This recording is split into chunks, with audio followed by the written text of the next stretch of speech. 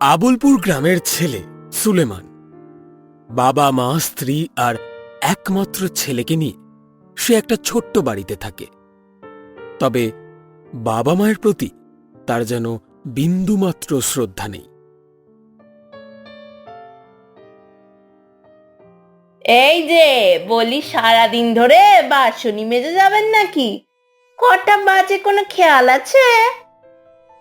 এই তো হয়ে এসেছে। আসলে খুব ঠান্ডা পড়েছে তো, তাই হাত পা একটু অবশ্যই আসছে গো।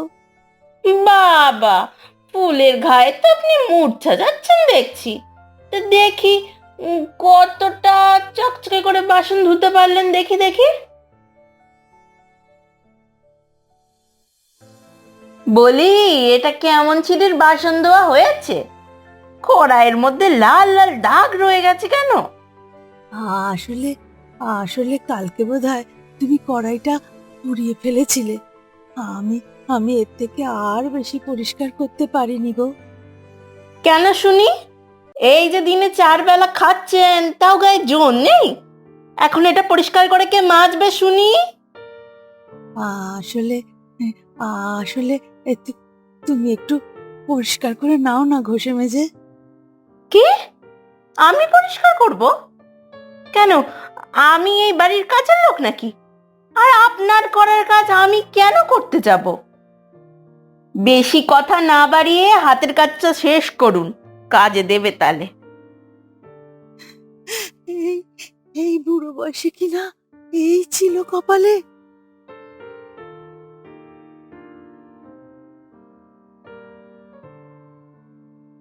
তাকে দেখে মনে হচ্ছে তিনি আর দাঁড়াতে পারছেন না। ব্যাগটি উঠোনেই তার হাত থেকে পড়ে গেল। সাথে সাথে কিছু সবজি ব্যাগ থেকে গড়িয়ে মাটিতে ছড়িয়ে পড়ল, আর তিনি দাওয়ায় ধপ করে বসে পড়লেন। ওগো ওগো, কি হয়েছে তোমার? এত এত হাঁপাচ্ছ কেন? শরীরটা ভালো লাগছে না গো। কেমন যেন মাথা ঘোরাচ্ছে, বুকেও কেমন যেন একটা চাপা ব্যথা। হ্যাঁ, একটা চাপা ব্যথা করছে। হা সে কি? কেন কেন, কি হলো তোমার? হ্যাঁ, মনে হয় ওই যে কি বলে না, হাট টাট নাকি যেন। হ্যাঁ গো, হ্যাঁ হ্যাঁ, ওই ব্যায়াম হয়েছে। বুকটা কেমন যেন ধড়ফড় করছে। হ্যাঁ। তুমি চুপ করো, তুমি চুপ করো, তুমি দাঁড়াও দাঁড়াও। আমি আমি বাবুকে ডাকি একবার। না না, ওদেরকে ডেকে এমনিও কোনো লাভ নেই গো, কোনো লাভ নেই। তুমি চুপ করো তো, চুপ করো। ও সোলেমান, সোলেমান বাবা, একবার এদিকে শুনে যা বাবা।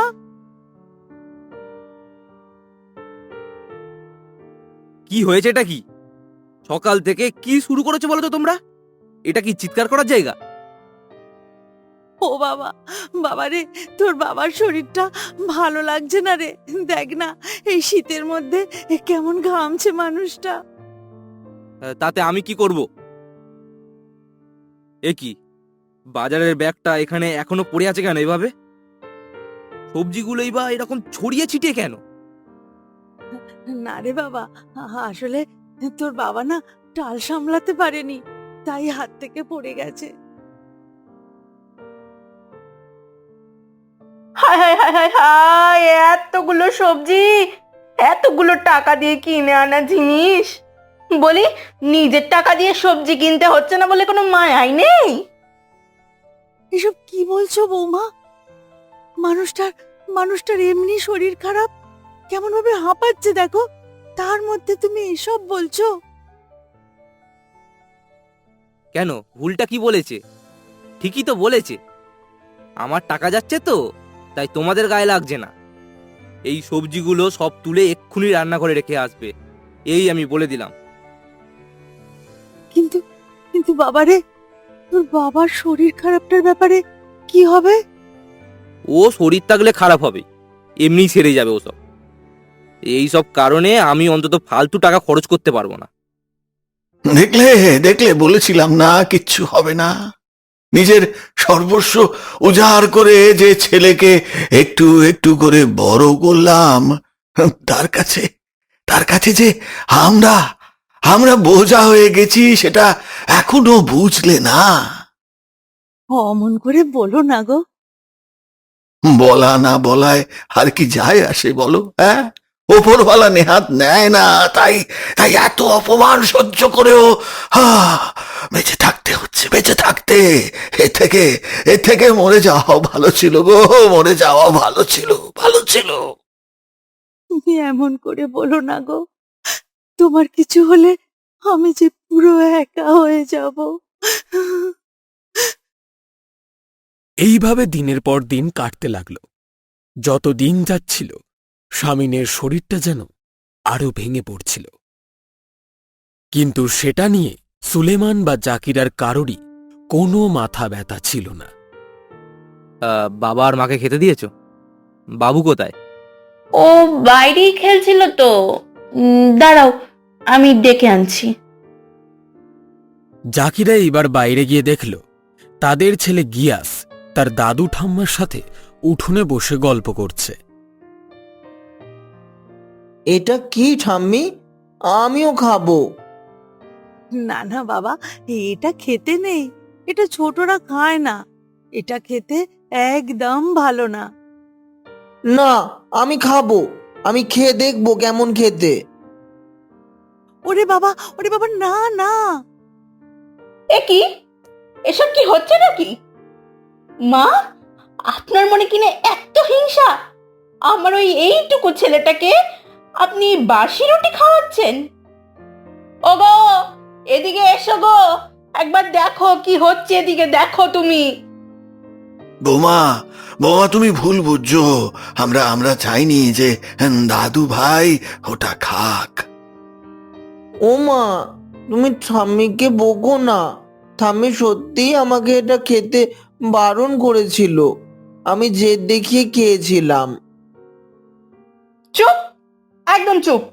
বেশি কথা বলবি না, এদিকে আয়। ওগো, কই গেলে গো? এসো একবার এদিকে এসো, দেখে যাও আমার ছেলের সাথে কি অন্যায় করেছে তোমার মা। এই চিৎকার চেঁচামেচি করছো কেন? এই যে তোমার গুণধর মা আমার ছেলেকে ওনার পাত থেকে বাসি রুটি খাওয়াচ্ছেন। আমি বলতে গেলাম বলে আবার বলছে বেশ করেছে খাইয়ে, আবার নাকি খাওয়াবে। কি এসব আমি কি শুনছি মা? না না না না না না, বিশ্বাস কর, আমি খাওয়াইনি। ও নিজেই কেমন খেতে দেখার জন্য খেয়েছে রে বাবা। একদম আমার ছেলেটার নামে মিথ্যা কথা বলবেন না। কিন্তু মা, তোকে আমি চুপ করতে বললাম যে কানে কথা যায়নি তোর? চুপ চুপ, একদম একদম বড় বড় কথা বলবি না। এতদিন অনেক অনেক সহ্য করেছি। বারবার দেখেছি তোর মাকে তুই আমার সামনে অপমান করছিস। হ্যাঁ, অনেক অনেক হয়েছে, অনেক হয়েছে। আর একদম না। বাবা, তুমি আমার মুখে মুখে কথা বলছো কোন সাহসে? আমার খাচ্ছ, আবার আমারই মুখে মুখে কথা বলবে? সাধে কি আর বলি যে দুধ কলা দিয়ে কাল সাপ পুষেছ? বৌমা, বৌমা, মুখ সামলে কথা বলো। ভুলে যেও না, উনি তো আমার শ্বশুর হয়। এরপর শাহিনুর আর জাকিরার মধ্যে বেশ কিছুক্ষণ কথা কাটাকাটি হয়। এই কথা কাটাকাটিতে বিরক্ত হয়ে গিয়ে সুলেমান চেঁচিয়ে ওঠে। উফ, এত ঝামেলা আর আমি সহ্য করতে পারছি না। মা বাবা, তোমরা বাড়িতে থাকলেই যত রাজ্যের ঝামেলা হয়। একটা মুহূর্ত আমাকে শান্তিতে থাকতে দাও না তোমরা। এই যাও তো, তোমরা এখান থেকে যাও। তুই আমাদেরকে আমাদেরই বাড়ি থেকে বের করে দিচ্ছিস? হ্যাঁ হ্যাঁ, এত বড় সাহস তোর, এত বড় সাহস! কিসের তোমাদের বাড়ি? হ্যাঁ, এই বাড়ি এখন আমার নামে। আর সাহস দেখতে চাও? বেশ, দেখো তবে। এরপর সুলেমান শামিনকে টানতে টানতে বাড়ি থেকে বের করে দেয়। শাহিনুর তার পেছন পেছন কাঁদতে কাঁদতে আটকানোর চেষ্টা করে, কিন্তু পারে না। সেই শীতের রাতে তাদেরকে উঠোনের বাইরে বের করে দরজা এঁটে ঘরে চলে যায় জাকিরা আর সুলেমান। আমাদের তো তিনকুলে কেউ নেই, কোথায় যাব এখন? তোমার তোমার শরীরটাও যে ভালো নেই গো। এই বয়সে নিজের বাড়ি থেকে তাড়া খেয়ে অন্য কারুর কাছে জায়গা ভিক্ষা চাওয়ার থেকে যে মরে যাওয়া অনেক বেশি সম্মানের গো, অনেক বেশি সম্মানের। এমন এমন অমঙ্গলে কথা বলো না গো, বলো না। বুঝলে তো? হ্যাঁ, খুব শীত পড়েছে গো। বয়স বেড়েছে বলে ঠান্ডাটাও বোধহয় আরো বেশি লাগছে। শামিন আর শাহিনুর তাদের পিস্তুত বোনের বাড়িতে উঠেছিল, কিন্তু অন্যের বাড়িতে কতদিনই বা থাকা যায়, তাই 3 দিনের বেশি তারা সেখানে থাকতে পারল না। এইভাবে এই বাড়ি সেই বাড়ি করতে করতে 15 দিনের মাথায় অসুস্থ শামিন মারা যায়। শাহিনুর সেই খবর আর সুলেমানকে পাঠাল না। শামিনের মৃত্যুর পর একা শাহিনুর আর বেশি দিন শামিনকে ছাড়া বাঁচতে পারল না। সুলেমানও কোনোদিন বাবা মায়ের খোঁজ নেওয়ার প্রয়োজন বোধও করল না। দেখতে দেখতে 25 বছর কেটে গেল। গিয়াস এখন বড় হয়ে গেছে। সদ্য কিছুদিন আগেই তার বিয়ে হয়েছে। জাকিরা গিয়াসের বিয়ের 2 বছর আগেই মারা গেছে। বাড়িতে এখনো গিয়াস, তার বউ তৌফিকা আর সুলেমান থাকে। ও বাবা, আপনি যেই উঠোনে বসে কাঠ কাটছেন, উঠোনটা তো নোংরা করছেন। নোংরা যখন করছেন তখন কিন্তু পরিষ্কারটাও করে দেবেন, এই বলে দিলাম। হ্যাঁ হ্যাঁ, করে দেব। তুমি নতুন বউ, তুমি ঘরে যাও, এসব নিয়ে ভেবো না। দেখতে দেখতে এইভাবে দিন কাটতে লাগল। তৌফিকা আর গিয়াসের বিয়ের 1 বছর কেটে গেছে। সময়ের সাথে সাথে তার ব্যবহারেও বেশ পরিবর্তন হয়েছে। সুলেমানের শরীরটাও আগের তুলনায় অনেকটা ভেঙে গেছে। বৌমা, বলছি একটু চিনি দাও না, এই শুকনো মুড়ি আর চিবোতে পারছি না। আসলে দাঁতে এখন আর আগের মতো জোর নেই গো, তো তাই একটু জল আর চিনি দিয়ে খেতাম। চিনির কত দাম জানেন? মুড়ি চিবাতে না পারলে খেতে হবে না, না খেয়ে থাকুন। আমরা অনেক হিসাব করে চলি, এভাবে ফাউ খরচা করা যাবে না। মুড়িটা আর তার গলা দিয়ে নামল না সুলেমানের। বলি, বেলা তো কম হলো না, এখনো কি আপনার মুখের সামনে চা ধরতে হবে নাকি? সকালে উঠোনো দেখলাম ঝাড় পড়েনি, বাসি উঠোনে আমি কাজটা কিভাবে সারবো শুনি? কি হলো, কথাটা কি কানে যাচ্ছে না আপনার? আসলে বৌমা, আমার শরীরটা একদম ভালো নেই, তাই আমি চেষ্টা করেও উঠতে পারছি না। এই আবার শুরু হলো নতুন নাটক। দেখি আপনার কি এমন হাতি ঘোড়া হলো। না, দেখে তো মনে হচ্ছে সত্যি কোনো ব্যায়ামও ধরেছে। না না, কি না কি রোগ বাঁধিয়েছে, এখানে আমার থাকাটা ঠিক হবে না। বৌমা, বাবুকে একটু বলবে আমার কাছে আসতে। শরীরে একদম জোর পাচ্ছি না, মনে হচ্ছে ডাক্তার বদ্যি দেখাতে হবে। ওহ, এই বয়সে এসে আর ডাক্তার বদ্যি করতে হবে না। এমনিও তো বয়সটা কম হলো না, এখন আবার তো সুস্থ হয়ে কি করবেন শুনি? সেদিন সকাল গড়িয়ে দুপুর হল, কিন্তু সারা দিনে সুলেমানের ঘরে তৌফিকা কোনো খাবারও পাঠালো না। বাবা, ও বাবা, কই গেলে? কি ব্যাপার, বাবাকে খুঁজছো কেন? আসলে জমিতে ভালো ফসল হয়েছে, সব কেটে রেখেছি, কিন্তু আমি অত বয়ে আনতে পারবো না, তাই বাবাকে পাঠাবো বলে খুঁজছি। সে এখন যাওয়ার মতন অবস্থায় নেই, গিয়ে দেখো ঘরে আধমরা হয়ে পড়ে রয়েছে। সে কি, কি হয়েছে? জানি না সকাল থেকে কি ব্যায়ামও ধরেছে, উঠতে পারছে না। তোমাকে খুঁজছিল, ডাক্তার দেখাতে হবে নাকি? সে কি, আগে বলবে তো তুমি, তাহলে তো বিনু ডাক্তারকে খবর দিতে হবে। খবরদার, এমনি ঠিক হয়ে যাবে। তুমিও তো আদিক্ষেতা করো না তো। এসব কি বলছো তুমি? বেশি বড় বড় কথা বলো না। তুমি বোধহয় ভুলে যাচ্ছ, এই জমি ব্যবসা সবকিছু আমার বাবার টাকা দিয়ে হয়েছে। তাই অযথা না আমাকে ঘাটিও না, এর ফল কিন্তু ভালো হবে না, এই বলে দিলাম। কিন্তু বাবার শরীরটা যদি আরো খারাপ করে? সে তখন দেখা যাবে। তুমি আগে যাও, হাত মুখ ধুয়ে খেতে বসো। বাবার খাওয়া হয়ে গেছে? সারাদিন সকাল থেকে একটা কাজ করেনি, আমি নাকি ওনাকে বসে বসে খাওয়াবো, তাহলেই হয়েছে। শরীর খারাপ, আপনি যেমন কাজ করতে পারছে না তেমন না খেয়ে থাকুক। কি হলো বলো? হ্যাঁ হ্যাঁ, হয়ে গেছে, তুমি খেতে বসবে, এসো। দেখতে দেখতে ৩-৪ দিন কেটে গেল। এই ৩-৪ দিনে তৌফিক আর সুলেমানকে ঠিক করে খেতে দিল না। তাতে সুলেমানের শরীরটা যেন আরো ভেঙে পড়ল। সহ্য না করতে পেরে ঠিক করল যে সে তৌফিকের সাথে এই বিষয়ে সরাসরি কথা বলবে। কি ব্যাপার, আপনি হঠাৎ বাইরে কি মনে করে? আসলে তোমার সাথে কিছু কথা ছিল বৌমা, কিন্তু তার আগে আমার খুব খিদে পেয়েছে। আপনার না শরীর ভালো নেই, তাই এখন খাবার রুচি আছে? রুচি নেই, তবে খিদে পেয়েছে। সেই কালকে দুপুরে খেয়েছিলাম, রাতে তো কিছু খেতে দিলে না। আর না, আপনার বয়স হয়েছে, তারপর আবার শরীরটাও ভালো নেই, তাই ভাবলাম রাতে না খেতে দিলেই ভালো হবে, তাই খেতে দিইনি। একটা কথা জিজ্ঞাসা করব বৌমা? বলুন। আমি যে খাচ্ছি, তোমাদের অতিরিক্ত খরচ হয়ে যাচ্ছে, বা আমার জন্য কি তোমাদের কোনো সমস্যা হচ্ছে? বাহ, আপনি যে জিনিসটা বুঝেছেন বাবা, সেটা দেখে আমি খুব খুশি হলাম। সত্যি বলতে, আমার বাবা তো আপনার ছেলেকে অনেকগুলো টাকা দিয়েছেন, তারপরও সংসারের যে অবস্থা, তাতে করে একটা মানুষকে বসে বসে খাওয়ানোতে আমার যে আপত্তি আছে। আর এই জন্য আপনার ছেলের সাথে আমার রোজই ঝামেলা হয়।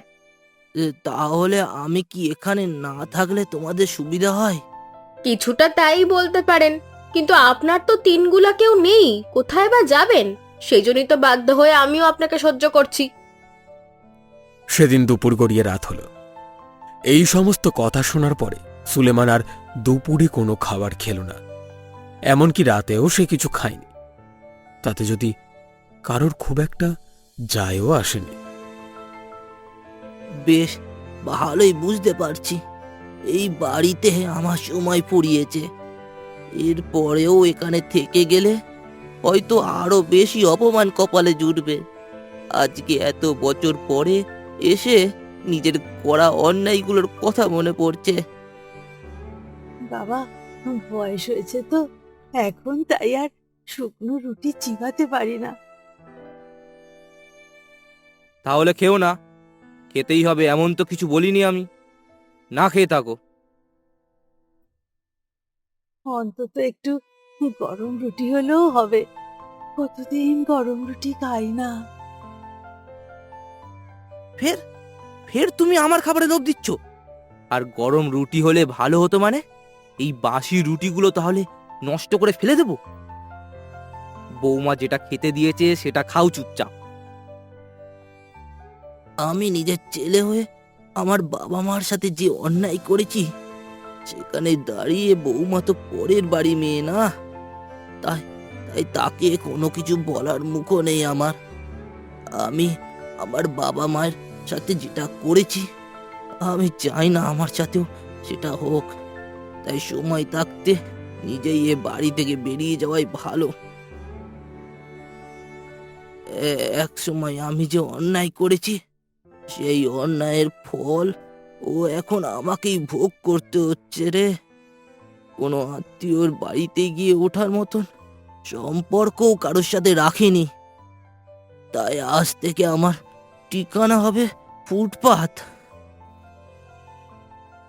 আজ থেকে ঠিক 27 বছর আগে এক পৌষ মাসে শীতের রাতে সুলেমান তার বাবা মাকে যেভাবে বাড়ি থেকে বের করে দিয়েছিল, ঠিক 27 বছর পরে সেই একই পৌষ মাসে শীতের রাতে তাকে নিজেকেও নিজের বাড়ি থেকে বেরিয়ে যেতে হচ্ছে।